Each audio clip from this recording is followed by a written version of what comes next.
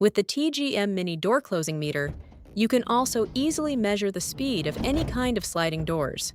May it be the sliding doors of vehicles like LCVs or vans, electric sliding doors in buildings, or any other kind of sidewards moving door or flap. The easiest way to measure the speed of a vehicle's sliding door is to attach the measuring edge with the suction cup at the vehicle's door and position the TGMmini mounted on a tripod at the position where you want to measure the speed of the door. The TGMmini will then indicate the speed of the passing sliding door at the position of the device.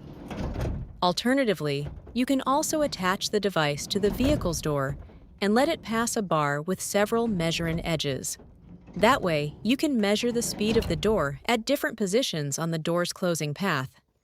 How to apply this measuring method is explained in another video. You find the link to the video in the description.